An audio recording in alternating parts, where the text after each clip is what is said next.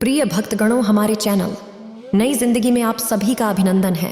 एक बार की बात है, माता पार्वती और भगवान शिव कैलाश पर्वत पर बैठे थे।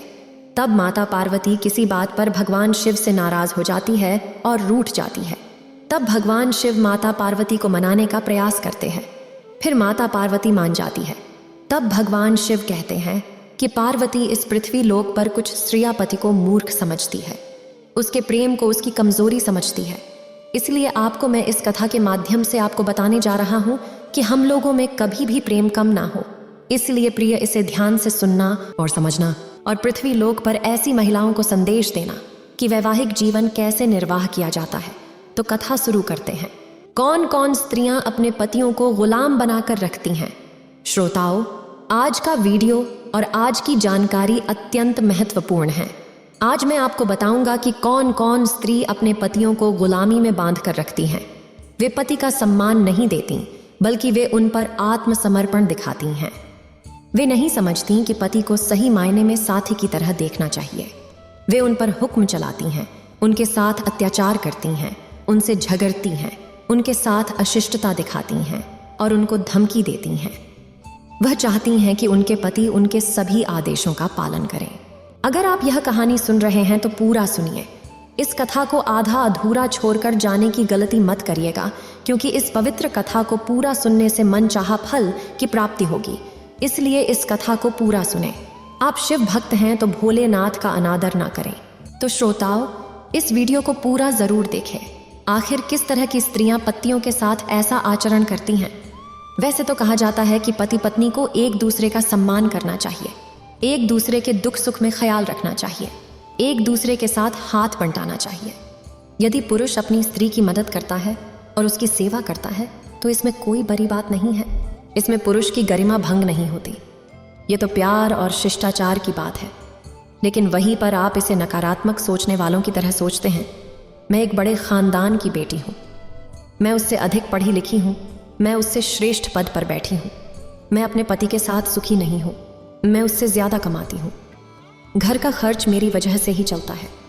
अगर आप इन बातों से अपने पति की बेइज्जत करने के लिए इस्तेमाल करती हैं या उनको डराती हैं, उनके साथ नौकर जैसा व्यवहार करती हैं, तो ये गलत है।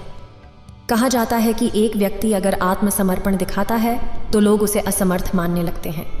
उनके इन गुणों को उनकी अस्थिरता मान लेते हैं, इसलिए उसे कुछ नहीं समझ पाता। जबकि अच्छे व्यक्ति यह कहता है कि यदि कोई अपने अच्छे स्वभाव के कारण आपका सम्मान करता है तो आपको भी उसका सम्मान करना चाहिए। उसकी कमजोरी को समझकर आपको उस पर अत्याचार नहीं करना चाहिए। श्रोताओं, अगर कोई काम बोलता है तो वह सीधे सरल स्वभाव का है। आपको उसकी इज्जत करना चाहिए। आपके उनके साथ हीन या उसमें भावनाएं नहीं हैं ऐसा कहना नहीं चाहिए। और उसे दर्द नहीं होता, लेकिन आपकी सोच वही होती है जो आप उसके स्वभाव को बुरी नजरों से देखते हैं और उसे सम्मान नहीं देते। उसे गाली देने से बाज नहीं आते हैं, उसके साथ गुलामों की तरह व्यवहार करते हैं। जब आपके सामने आता है तब भगवान शिव कहते हैं, हे प्रिय, अब हम लोग कथा के माध्यम से जानेंगे। तो चलिए, पहले मैं आपको एक छोटी सी कहानी सुनाता हूँ। किसी शहर के एक राजा ने अपनी रानी से बहुत प्यार किया करता था। राजा रानी की हर इच्छा को पूरा करने का प्रयास करता था। राजा बहुत ही बुद्धिमान और बहादुर था और वो अपने राज्य का देखभाल भी बड़ी अच्छी तरीके से करता था। लेकिन उनकी एक कमजोरी थी, वो कभी भी अपनी पत्नी को उदास या नाराज नहीं देखना चाहते थे। जब भी रानी कुछ चिंतित होती थी तो राजा उसे सब कुछ सही करने का प्रयास करते थे। अक्सर उन्होंने रानी को खूबसूरत उपहार देते थे, उसे नए नए स्थलों पर घूमने ले जाया करते थे और इस कारण कभी कभी अपने दरबार में भी नहीं जाते थे, सिर्फ रानी के साथ समय बिताते थे। पूरे दिन रानी के साथ अपने महल में बिताते थे, विभिन्न तरीकों से मनोरंजन करते थे। कभी कभी गाने गाकर, कभी नृत्य करके और कभी कभी हंसी भरी कहानियां सुनाकर रानी को खुश रखते थे। रानी ऐसे व्यवहार से संतुष्ट रहती थी और राजा उसके साथ अच्छा व्यवहार करते थे। क्योंकि पति पत्नी के बीच कभी कभी अनबन हो जाती है, तो ऐसे समय में एक दूसरे का यह कर्तव्य होता है कि वह एक दूसरे को मनाएं और उन्हें खुश रखने का प्रयास करें। अगर आप अपनी पत्नी को मनाने की कोशिश कर रहे हैं तो यह कोई तौहीन नहीं होती। आपको ध्यान रखना चाहिए कि आपकी पत्नी को मनाना भी जरूरी हो जाता है। कभी भी आपस का सामंजस्य नहीं बिगड़ना चाहिए और एक दूसरे की कमजोरियों को समझना चाहिए। एक दूसरे को अपनी विशेषता को नहीं दिखाना चाहिए, बल्कि आपको उसे उतना ही प्यार और सम्मान देना चाहिए जितना आपको वह देती है।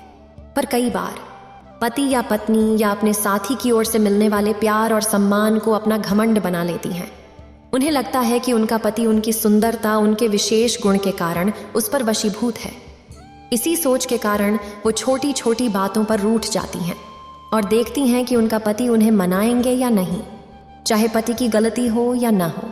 अगर पति ने उसे एक छोटी सी बात समझकर उसे नहीं मनाए, तब उन्हें और भी ज्यादा गुस्सा आता है। फिर वाद विवाद होने लगते हैं।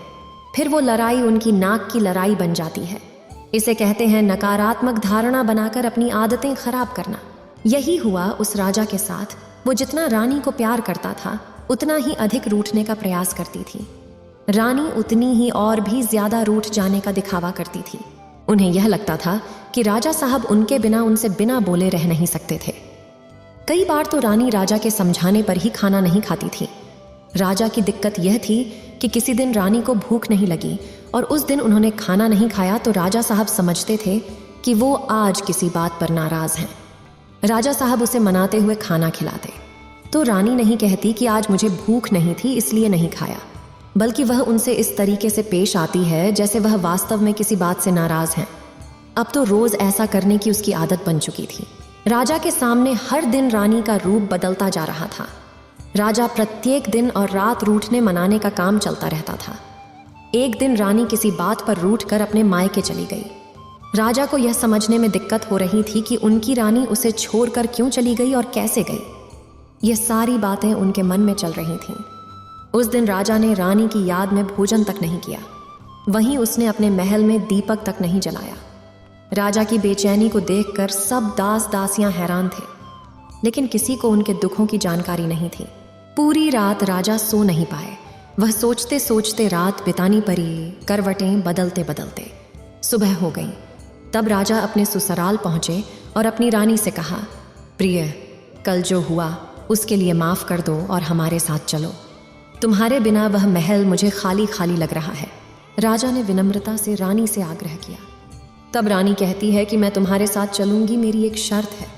तब राजा कहता है, मुझे तुम्हारी शर्तों को मानने के लिए तैयार हूँ। रानी अपनी आंखों में मटकाते हुए बोली, महाराज, मैं तुमसे एक ही शर्त पर चल सकती हूँ। क्या तुम मेरी इच्छाओं को पूरा करोगे? राजा बोले, प्रिय, तुम अपनी शर्तें बताओ। मैं तुम्हारी सभी इच्छाओं को पूरा करने के लिए तैयार हूँ, बस तुम मेरे साथ चलो। तब रानी बोली, महाराज, अगर तुम मुझसे सच्चा प्यार करते हो तो तुम मेरे सामने घोड़ा बन जाओ। मुझे तुम्हारे मुख में लगाम डालकर सवारी करना है। श्रोताओं, रानी की इस इच्छा से राजा को कोई आपत्ति नहीं थी। वह तुरंत घोड़ा बन जाने के लिए तैयार हो गए। रानी ने तुरंत राजा के मुख में लगाम लगाई और उनकी पीठ पर बैठकर सवारी करना शुरू किया। राजा साहब एक घोड़े की तरह रानी के साथ घूमने लगे। रानी उनको चाबुक भी मारती थी, पर वे कुछ कर नहीं सकते थे क्योंकि वे तो बस एक घोड़े की तरह बने थे। इसी तरह महल में भी रानी ने राजा साहब को घोड़ा बनाकर उस पर घूमती थी। दूसरी ओर राजा के मंत्री ने यह सब देख लिया। फिर एक दिन मंत्री की पत्नी भी नाराज हो गई। जब मंत्री को यह पता चला तो वह भी अपनी पत्नी को मनाने गए। मंत्री की पत्नी ने एक अजीब शर्त रखी और बोली, अगर आप अपना सर मुंडवा लेंगे तो मैं प्रसन्न हो जाऊंगी। मंत्री ने कहा, यह कोई बड़ी बात नहीं है, और उसने अपना सर मुंडवा लिया। इससे मंत्री की पत्नी खुश हो गई। एक बार राजा ने अपने दरबार में मंत्री के सर पर बाल नहीं देखा तो पूछा, मंत्री जी, क्या आपके परिवार में कोई मर गया है जिसके कारण आप ऐसी दास में हैं? तब मंत्री ने हंसते हुए उत्तर दिया, महाराज, यह सब आपसे सीखा है। मेरी श्रीमती जी को खुश करने के लिए मैंने अपना सर मुंडवा लिया था। श्रोताओं, मंत्री के जवाब से राजा को ऐसा लगा कि कुछ गलतियां हमसे हो रही है। राजा ने मंत्री से कहा, तुम्हें किसने बताया कि कल मैंने अपनी रानी के कहने पर घोड़ा बना था? तब मंत्री कहता है, महाराज, यह तो सारी प्रजा जानती है और मैंने भी आपको देखा है घोड़ा बनते हुए। तब जाकर राजा को समझ आया कि मैं तो प्रेम में अंधा हो गया हूँ। श्रोताओं, यही है वो कहानी। कुछ स्त्रियां अपने पतियों के प्रेम को उसकी कमजोरी समझती हैं और उनकी छवि के साथ अद्भुत तरीके से व्यवहार करती हैं। अब मैं समझाऊंगा कि कौन कौन सी महिलाएं अपने पति के साथ ऐसा व्यवहार क्यों करती हैं। पहला, जो स्त्री उद्दंड हो, जिसे माता पिता के घर से ही कोई संस्कार ना मिले हो, जो शुरू से ही स्वतंत्र रही हो, मन में आया बाहर गई, मन में आया वो किया, मन में आया वो खाया। कभी किसी ने उसे समझाने का प्रयास ही नहीं किया। माँ बाप ने भी उसे पूरी छूट दे रखी हो। दुष्ट और आवारा लोगों में जिसका बैठना उठना रहा हो, वो लड्डे ढाकी शादी के बाद कभी पति का सम्मान नहीं करती, उल्टा उसे मूर्ख समझकर उसे चाहे जैसे नाचती है। दूसरा, जिन्हें अपने रूप का घमंड हो, कला कौशल और पद पर अभिमान होता है, ऐसी स्त्रियां भी अपने पति का सम्मान नहीं करती। तीसरा, जो शास्त्र ज्ञान से, संत महापुरुषों की बारी से, धर्म कर्म से, श्रेष्ठ गुण वाली स्त्रियों से सदा ही दूर रही हूं, ऐसी स्त्रियां भी पति का सम्मान नहीं करती। चौथा, जो पति की चाहत को, उसके सम्मान देने की आदत को अपनी श्रेष्ठता और पति की कमजोरी समझती हो, वो कभी पति को भाव नहीं दे सकती।